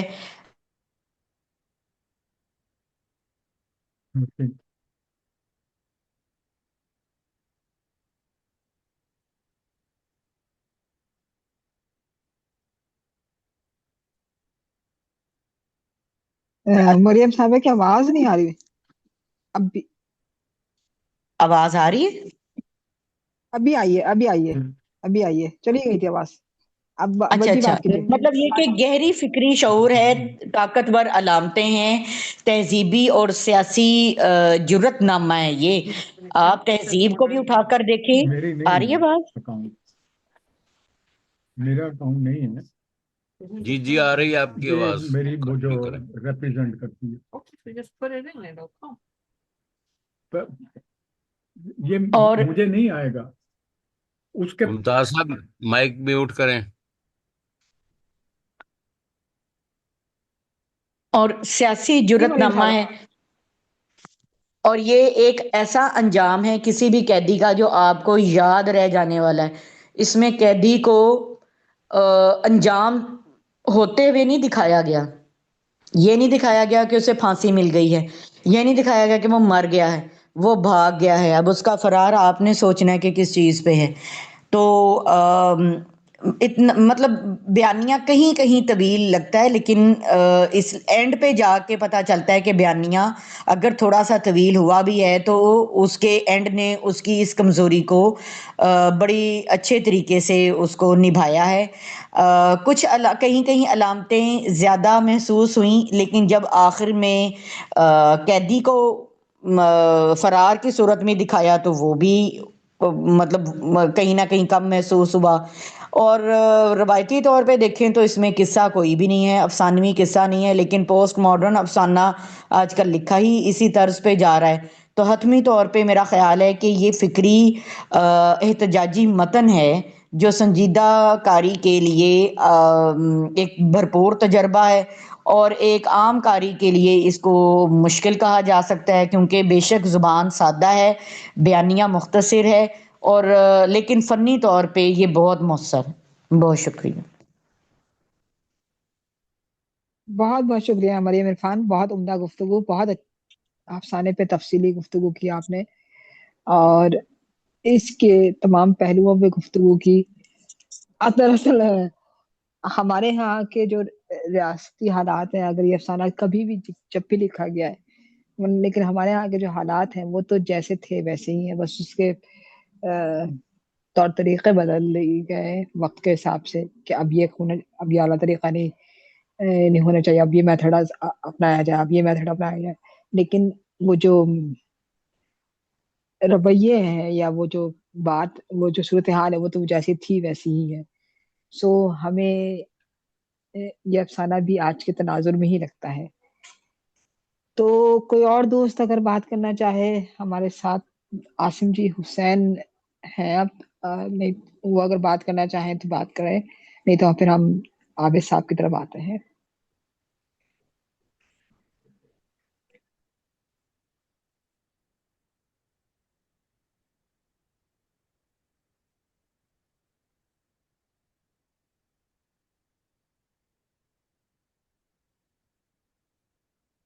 صحیح ہے، میں درخواست کرتی ہوں عابد حسین عابد صاحب سے، آج کی نشست سے صدارت عابد حسین عابد صاحب جی کر رہے ہیں، جی تو عابد صاحب آپ سے درخواست ہے، آپ کے قریبی دوست ہیں ڈاکٹر عالم خان، کچھ ان کے حوالے سے بات کیجئے، اور اس افسانے پہ بھی، اور کیا آپ کے مراسم رہے اور کس طرح سے رہا.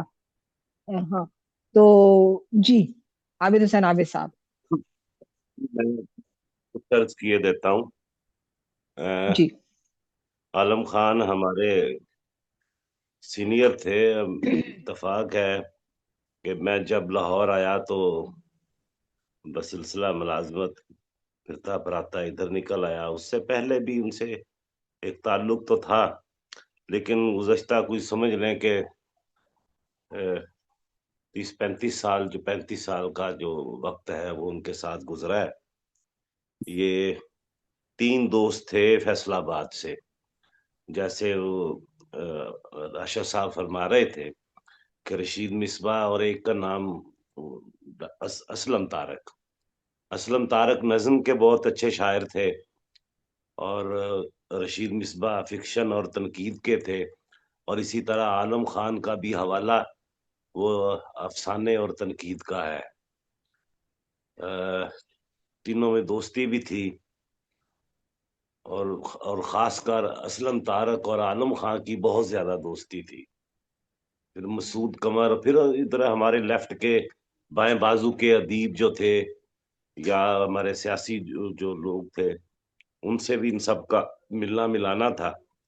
تو میرا زیادہ وقت عالم خان اور اسلم طارق کے ساتھ گزرا، اور ساتھ رشید مصباح بھی جب وہ لاہور آ گئے، بیچ میں وہ چلے بھی گئے تھے فیصل آباد. تو تینوں ایک ہی نقطہ نظر سے ترقی پسند تحریک سے وابستہ تھے. ان کی سوچ اور فکر کا راستہ ایک ہی تھا. اب پہلے تو یہ بات کر لیں کہ عالم خان جو ہیں، ان کی ایک تو ان کا پی ایچ ڈی کا جو ان کا تھیسس تھا، وہ تھا اردو افسانے میں رومانوی رجحانات. اب یہ رومانوی رجحانات جو ہیں، یہ ان کا تھیسس. اس میں رومانوی تحریک جو ہے ادب میں، یہ تخیلاتی دنیا، فطرت کے حسن اور باغیانہ جذبات کو موضوع بناتی ہے. آپ نے اس افسانے میں بھی دیکھا، وہ اس میں جذبات کی شدت بھی ہے، تخیل بھی ہے، اور اس کے ساتھ مطلب ایک باغیانہ جذبات کا، خیالات کا اظہار بھی ہے. یہ ان کی جو اسلوب تھا، ان کا ایسا ہی تھا. ان کے باقی افسانے بھی ایسے ہی ہیں. اچھا، ایک پھر ان کا جو مجموعہ ہے، جس مجموعے سے یہ افسانوی مجموعے سے یہ افسانہ لیا گیا ہے، وہ ہے غلام جسموں کا نوحہ. اور پھر ان کی ایک تنقید کی کتاب ہے چند نئے ادبی مسائل. اور اس کے بعد یورپ، چکے اپنا لندن وغیرہ ادھر ادھر آتے جاتے رہتے تھے، تو وہاں انہوں نے ایک کتاب مرتب کی تھی، وہ جو یورپ میں اردو شاعری. یہ ان کے چیزیں ہیں جو اب تک جو چھپ چکی ہیں. تو اب یہ جو کتاب ہے غلام جسموں کا نوحہ، اس میں اب اس افسانے کی تفہیم میں بھی ہمیں آسانی ہو جائے گی کہ یہ افسانے ان کے ہیں اپنا ضیاء مارشل اللہ کے عہد کے. ضیاء مارشل اللہ کے عہد میں، بلکہ ہم دوست نے کہا کرتے تھے کہ ڈاکٹر صاحب جتنا وہ جو اس عہد کی سفاکیت تھی، وہ جو ظلم تھا، بربریت تھی، جو شخصی آزادیوں پر قدغنیں تھیں، وہ تمام پورا عہد جو ہے آپ کے ان افسانوں میں ہمیں نظر آتا ہے. اور یہ بات بالکل درست ہے. اگر جن دوستوں نے ان کی وہ کتاب غلام جسموں کا نوحہ پڑھی ہے، جس میں سے یہ افسانہ ہے، تو وہ پورا عہد جو ضیاء کا ہے وہ ہمیں اس میں نظر آتا ہے، بڑا صاف دکھائی دیتا ہے. اس افسانے کے اندر بھی یہ قیدی جو ہے، یہ قیدی وہ نہیں ہے جسے ہم سمجھ رہے ہیں. اگر آپ اس میں ایک جملہ آتا ہے 90,000 قیدی والا، آپ کو پھر اس قیدی کی طرف وہ جو جا چکا ہے اس کی طرف بھی آپ پہنچ جائیں گے کہ رفتہ رفتہ ساری خواہشوں نے یوں ہتھیار پھینک دیے जैसे हिंसों में इनकी तादाद भी 90,000 हो गई है। अब ये 90,000 किसके अहद में हुई थी, ये 90,000 को कौन लाया था, ये उस तरफ बड़ा वाज़ेह इशारा है। अच्छा, अब एक और चीज हम इन्हें कहा करते थे कि डॉक्टर साहब आपकी जो अफसाने हैं, अगर हम इन्हें लाइनों में नसरी नज्म की सूरत में लिख दें तो ये नसरी नज़में ही हैं, ये तवील नसरी नज़में हैं आपके जो अफसाने हैं। ये शायराना एक जो पोइटिक सेंसिबिलिटी जो है वो इनके अफसानों में हमें बा बजा ऐसे जुमले, ऐसे फिक्रे हमें नजर आते हैं। नसरी नज्म चंद लोगों को छोड़कर वो बिल्कुल उसमें पोइटिक सेंसिबिलिटी नहीं है। मैं उसके खिलाफ नहीं हूँ, लेकिन मैं तो उसे बिल्कुल एक नज्म, कुछ लोग बहस करते हैं, बड़ी फरसूदा सी बहस है, लेकिन मैं कम से कम ये कहता हूँ नसरी नज्म में पोइटिक सेंसिबिलिटी जरूर होनी चाहिए। वो सीधी सीधी बात नहीं ना हो, ये चीज आलम खां की नसर में मौजूद थी, ये इनकी एक खूबी थी इनके असलूब की। वो राशिद साहब ने जो जिक्र किया है वो आग का दरिया और लीलम गौतमबर्ग की हवाले से जो बात की है, आलम खां साहब को पैरे के पैरे जुबानी याद थे आग के दरिया के। ये उनकी एक खूबी थी, वो इतना उन्होंने अपने अंदर उसे, उस नावल को, उस उसलूब को अपने अंदर उतारा हुआ था कि उन्हें जुबानी याद थे। फिर हमारी जो तकरीबात होती थी, सेमिनार, कॉन्फ्रेंसें या कोई तनकीदी नशिस्तें, उसमें भी वो जो गुफ्तगू करते थे तो लोग उनके जुमलों पर इस तरह से दाद देते थे जैसे कोई किसी के शेर पर, गजल का कोई शेर है उस पर लोग दाद दे रहे हैं। बड़ी तयदारी वाला जुमला वो बोलते थे। तो ये उनकी एक खास एक इनफरादियत थी उनकी।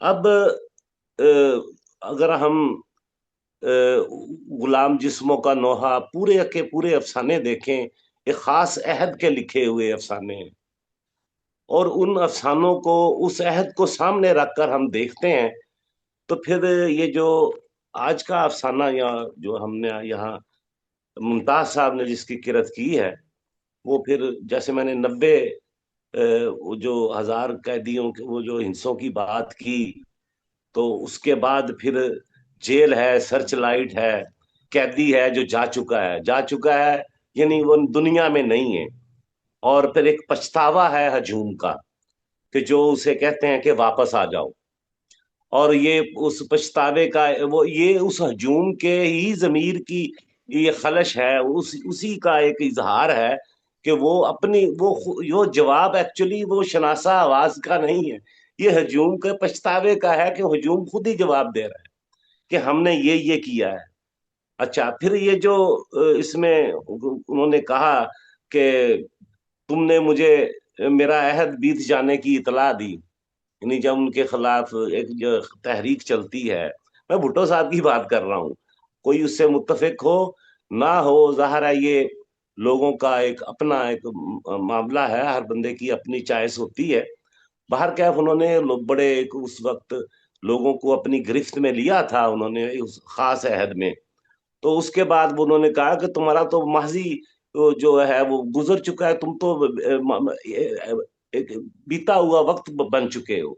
अच्छा, फिर वो जो बात है ना कि इंडिजिनस जो मुकामियत का हवाला है, इंडिजिनस होने का पॉलिटिक्स के अंदर, तो ये उसकी बात है जिसमें वो कहते हैं कि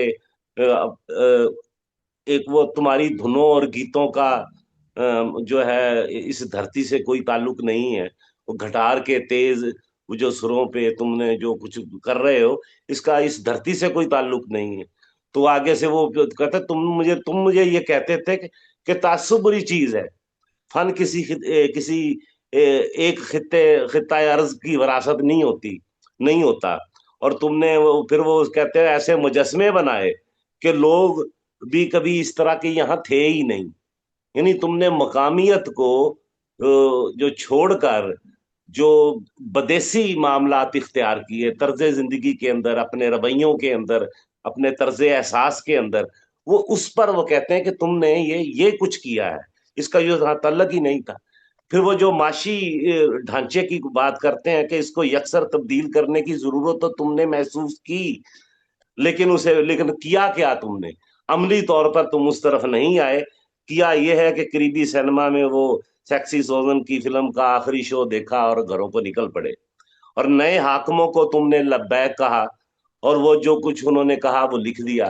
یہ جو اس میں جا پھر دیکھیں، یہ جو انہوں نے کہا کہ خونی لکیر سے جو تقسیم ہوئی ہے، اسے تم آزادی سمجھتے ہو، عمارتوں پر چراغاں کرنے سے یا چھٹی کا دن منا لینے سے، تو کہ یہ آزادی نہیں ہے۔ پھر بڑا واضح اشارہ جو ہے، وردیوں کی سمارٹنس نے تمہارے سروں کو جھکایا۔ یہ بہت واضح اشارہ ہے، یہ جملے دو تین جو ہیں بڑے بہت واضح اشارے ہیں خاص عہد کی طرف، ایک خاص عہد کی طرف اشارہ کر رہے ہیں کہ وہاں جو ظلم بربریت ہوئی ہے، جو لوگوں کو مارا گیا ہے، ان کی آزادی سلب کی گئی ہے، جو جس سطح کی بھی برائے نام جو جمہوریت جیسی بھی تھی وہ اس کا قتل عام ہوا ہے، یہ مارشل لاؤں کا جو چلن رہا ہے اس طرف پھر اشارہ ہے۔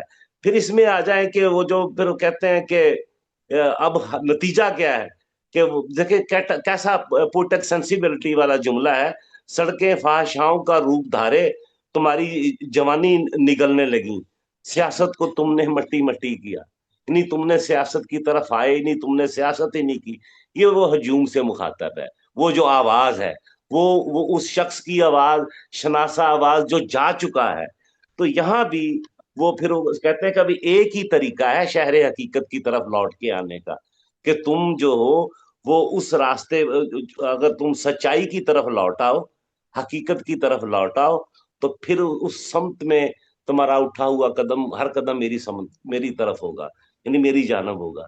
تو یہ ایک افسانہ بھی، چونکہ ہم ان کے بہت قریب رہے ہیں، ہم نے ان کے افسانے بھی یہ سارے پڑھ بھی رکھے ہیں اور ان سے سن بھی رکھے ہیں، تو یہ واضح طور پر ضیاء عہد کی جو بربریت ہے، یہ سارے غلام جسموں کا نوحہ کے افسانے اس عہد کی یاد دلاتے ہیں۔ اگر ہم اس ایرا کو مد نظر رکھ کر ان افسانوں کو پڑھیں گے تو ہمیں تفہیم میں کوئی اتنی مشکل پیش نہیں آئے گی، اور ان کا جو انداز ہے لکھنے کا، جو اسلوب ہے، وہ ایسا ہی تھا، بڑا تیداری والا علامت اور استعارے کے ساتھ۔ تو ان کا دباچہ بھی مجھے یاد ہے، اس کا دباچہ اس پر لکھا تھا انہوں نے ڈاکٹر انور سجاد نے، تو ڈاکٹر انور سجاد نے ان پر لکھا تھا۔ تو بہرکیف ہم ایک بڑے ایک ایسے دوست سے محروم ہو گئے ہیں کہ یہ دو دوست، جیسا کہ میں نے پہلے بھی کہا، اسلم طارق اور ڈاکٹر عالم خان، ہنس تو ہم سب کے ساتھ لیتے ہیں بیٹھ کر، رو ہم کسی کسی کے سامنے لیتے ہیں، چند لوگ ہوتے ہیں جن کے سامنے ہم رو بھی سکتے ہیں۔ یہ دو دوست ایسے تھے جو میرے سامنے بھی رو لیتے تھے اور میں ان کے سامنے رو لیتا تھا۔ بڑی تکلیف ہے ہمارے تو یہاں لاہور میں، یقین کریں بہت زیادہ اس وقت صورتحال جو بڑی فضا یہاں کی بڑی اداس ہے۔ 2 سال نکالے انہوں نے اسلم طارق کے بعد عالم خان نے، اور اس کے بعد وہ بھی چلے گئے۔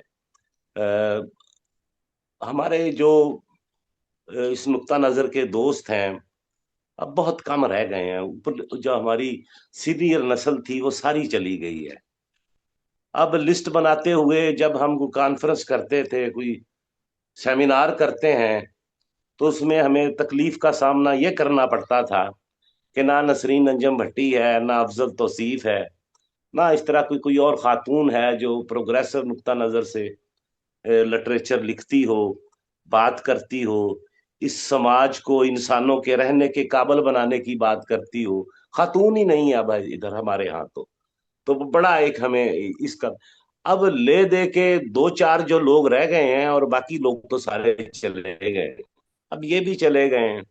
خیر، زندگی نے چلنا ہے، ایک یہ وقت ہے، اس کے حساب سے لوگ آتے ہیں، لوگ چلے جاتے ہیں اپنا اپنا کام کر کے۔ بہرکیف انہوں نے بڑی بھرپور زندگی گزاری ہے، اکیلے رہے، وہ جو ہمارا ایک بروکن فیملی کا ایک جو نتیجہ بھگتنا پڑتا ہے، خواہ خاتون کو بھگتنا پڑے یا مرد کو بھگتنا پڑے، وہ انہوں نے ایک عذاب سہا۔ اور اس کی وہ اس لیے وہ اکیلے بھی رہتے تھے. اور آخری وہ جو رات ہے اس میں بھی انہوں نے یہی کہا اپنے ملازم سے، وہ جو مختار ان کا ملازم جو انہیں کھانا وانا بنا دیتا تھا، تو مجھے 7 بجے اٹھا دینا، میں نے کہیں جانا ہے. تو وہ اٹھ نہیں پائے پھر. تو یہ جو ان کے افسانے ہیں اور ان کی جو تنقید ہے یہ بہت اعلیٰ ہے. ان میں 2 چیزیں میں اور آخر میں ذرا ذکر کر دوں کہ وہ ہجرت کے متعلق ان کا نقطہ نظر اور تھا تقسیم کے بارے میں. وہ کہتے تھے ہجرت جب بائی آپشن نہیں ہوتی، 47 میں جو تقسیم ہوئی ہے یہ ہجرت نہیں ہے، یہ لوگوں نے بائی چائس لوگ اس طرف آئے ہیں، تو وہ اسے ہجرت نہیں مانتے تھے. اس لیے کہ لیکن انہوں نے چونکہ اسے اپنے خاص معنوں میں لوگوں نے اسے سر پہ سوار کر لیا، نئی مملکت تو اسے دارے بنانے یا اس معاشرے کو نیا معاشرے کی تشکیل کی طرف لوگ آئے ہی نہیں. انہوں نے ہجرت کا غم جو ہے وہ اس سے ہی باہر نہیں نکلے. جو جس کو یہ ہجرت کہتے تھے وہ کہتے تھے کہ یہ کوئی امبالے کو یاد کرتا رہا، کوئی امروہے کو یاد کر رہا ہے، کوئی اسے کیا کہ خانپور کی گلیوں کو یاد کر رہا ہے، کوئی بلند شہر کی بات کرتا ہے. تو یہ جو جس طرف بائی آپشن آپ آ گئے ہیں، جسے آپ ہجرت کا نام دے رہے ہیں، تو اس کی تو بات کریں. یہاں لوگوں کے رہنے کے لیے کیا گنجائش ہے؟ عام آدمی کی زندگی کیا ہے؟ وہ کیا کرے گا؟ یہاں کیا ہوگا؟ یہ ملا سے، یہ جبر کی مختلف صورتوں سے آپ کیسے آزادی حاصل کریں گے؟ اسی لیے اس افسانے میں بھی وہ جو بات کر رہے ہیں نا کہ عمارتوں پر جھنڈا لہرانے سے یا چراغاں کرنے سے یا تقسیم ہو جانے سے، خونی تقسیم کے نتیجے میں جو صورت بنی ہے، وہ کہ یہ آزادی نہیں ہے، وہ اس کو آزادی نہیں مانتے. اسی طرح ہجرت پہ بھی ان کا تھا. پھر ان کی جو کتاب تھی یورپ والی، یورپ میں اردو شاعری، اس میں بھی وہ کہتے تھے کہ ہجرت کا استعارہ ان کے ہاں بھی ہے. یہ جو جتنے شاعر یورپ میں موجود ہیں، اردو لکھ رہے ہیں، غزل لکھ رہے ہیں یا نظم کہہ رہے ہیں، تو ان کے ہاں بھی ہجرت ہے. وہ بھی کہتے ہیں یہ ہجرت نہیں ہے، یہ ہوم سکنس ہے، یہ گھر سے دوری کا. تو آئے تو وہ لوگ بھی جو یورپ میں گئے ہیں وہ بھی اپنی مرضی سے گئے ہیں، نکالا تو نہیں، اس ریاست سے تو کسی نے نہیں نکالا انہیں. ہاں وہی پھر بات آ جائے گی کہ ضیاء کے زمانے میں لوگ نکلے بھی ہیں، جان بچاتے ہوئے بھی بھاگے ہیں. تو وہ ایک ان کی تعداد گو کہ بہت تھوڑی ہے. یہاں چونکہ شاعروں ادیبوں کی بات ہو رہی ہے، اس بیانیے کی بات ہو رہی ہے جو استعارہ شاعری کے اندر وہ ہجرت کا لے کے آتے ہیں، تو اسے بھی وہ ہوم سکنس کہتے ہیں. اسے وہ یہ نہیں کہتے کہ یہ جو ہے وہ اس معنوں میں ہجرت نہیں ہے. پھر انہوں نے ایک مجید امجد پر ایک مضمون لکھا تھا. ان کے نگران جو تھے خواجہ زکریا تھے، پی ایچ ڈی کے ان کے تھیسس کے. تو وہاں بھی وہ ناراض بھی ہو گئے تھے ان سے، کیونکہ جو تفہیم خواجہ زکریا صاحب نے یا ہمارے اورنٹیگل کالج میں یہاں لاہور میں، پنجاب یونیورسٹی یا دیگر ہماری جو یونیورسٹیوں کے اساتذہ نے مجید امجد کی جو تفہیم کی یا ان پر جو تنقید لکھی، تو وہ اس سے سہمت نہیں تھے ڈاکٹر عالم خان.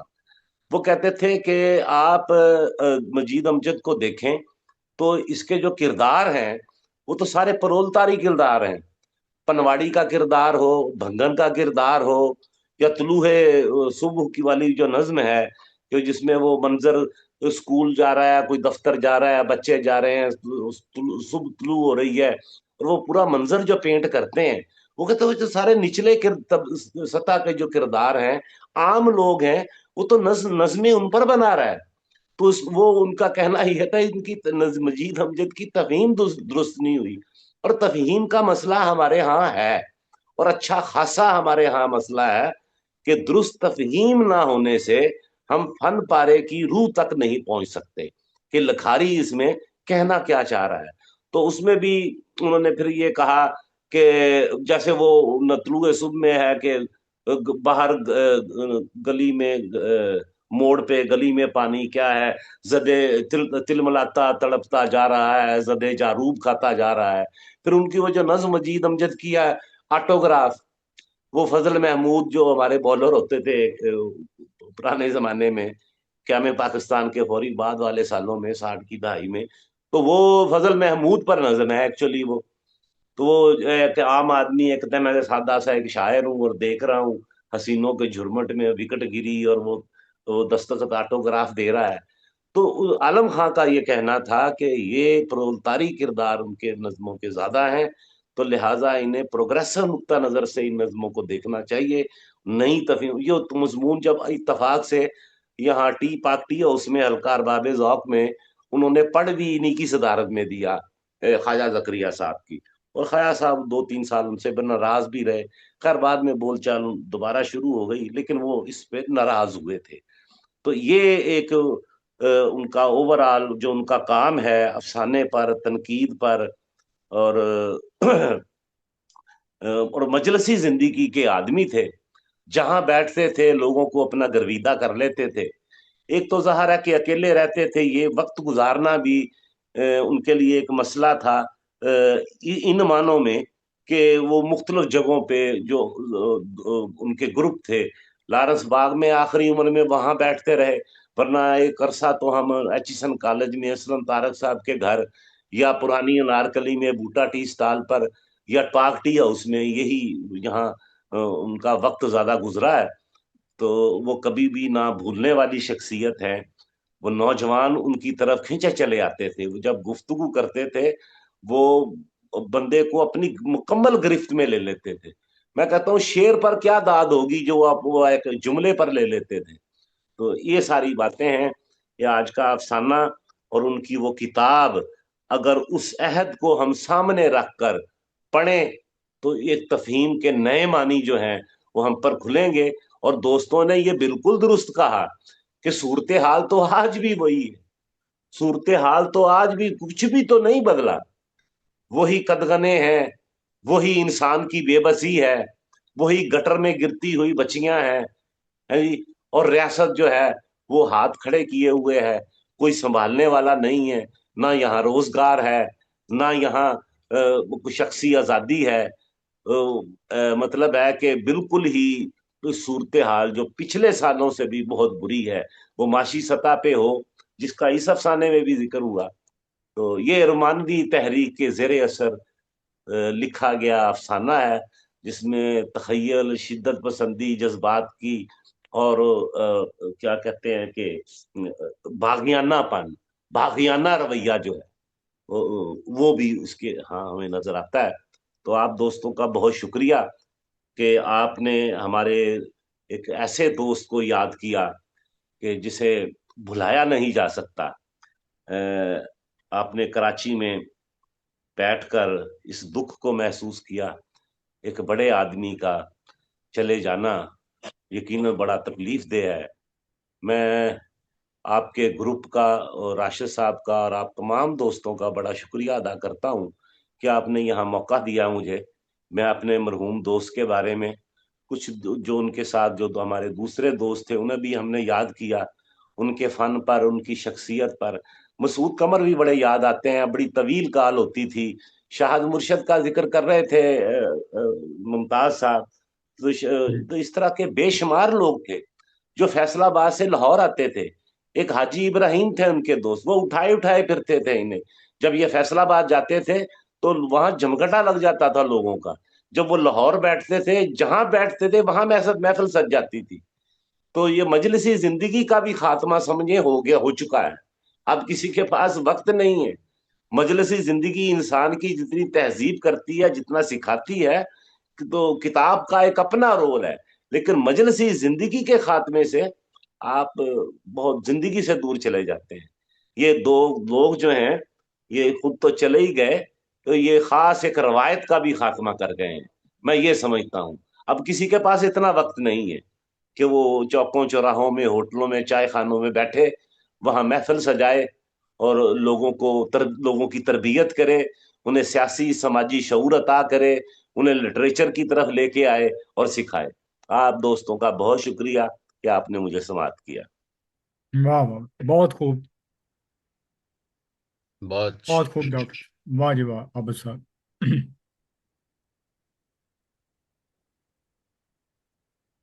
بہت بھرپور سر، صاحب صدر. مجھے لگ رہا ہے کہ اس دوران انجلا جی ڈسکنیکٹ ہو گئی ہیں. میں بھی 2-3 بار ڈسکنیکٹ ہوا ہوں، آج نیٹ کے پھر مسائل ہیں. تو بہت اچھا رہا پروگرام. ہم نے اپنے دوست کو یاد کیا، اور میں بہت ہی شکریہ ادا کرتا ہوں جناب ممتاز حسین کا کہ انہوں نے بہت اچھے لہن میں اور افسانہ جو ہے وہ سنایا. افسانہ سننے میں بھی، اور اگر اس کی پڑھنت اچھی ہو تو وہ آدھا افسانہ تو وہیں سمجھ میں آ جاتا ہے. اور بہت بہت شکریہ جناب عابد حسین عابد کا کہ میری ایک ہی درخواست پہ وہ تشریف لے آئے صدارت کے لیے. اور میں شکریہ ادا کروں گا تمام دوستوں کا. واجد خلیل تھے، نجمہ منصور صاحبہ تھیں، عاصم جی حسین ہیں، قدیر احمد غائر بھی آئے تھے، ڈاکٹر مہر زیدی موجود ہیں، سمین بلوچ بھی آئی تھیں، شاید ڈسکنیکٹ ہو گئیں، خیر زمان راشد، سبین علی بھی آئی تھی، نازیہ نگارش، ڈاکٹر عبدالعزیز ملک بھی آئے تھے، اور ڈاکٹر مریم عرفان نے بھی اچھی گفتگو کی. تو اس کے ساتھ ہی میں آپ سب کا شکریہ ادا کرتے ہوئے، انجلا جی آ گئی ہیں تو میں جو ہے اس نشست سے آپ کو خدا حافظ اور شب بخیر کہتا ہوں. جی سب کو خدا حافظ. میں بیچ میں ڈسکنیکٹ ہو گئی تھی، لیکن بہرحال بہت اچھی نشست رہی. سب کا بہت شکریہ، خاص کر کے ڈاکٹر عابد حسین عابد صاحب کا کہ جنہوں نے ہمارے لیے وقت نکالا. بہت بہت شکر گزار ہم آپ کو. آپ کی گفتگو میں عالم خان صاحب کے لیے تھی ہی، لیکن آپ نے جو مختلف موضوعات کو لے کے گفتگو کی وہ بھی بہت اہم ہے. ہجرت کا موضوع، افسانے کے حوالے سے موضوع، یہ سارے جو آپ نے موضوعات اٹھائے یہ اپنی جگہ بہت اہم موضوع ہے، اور اس پہ خود بذات خود ایک علیحدہ سے گفتگو ہو سکتی ہے، نشست ہو سکتی ہے. بہت بہت شکریہ تمام دوستوں کا. اجازت، شب بخیر. جی اب شب بخیر. فارملی تو ہماری میٹنگ صاحب صدر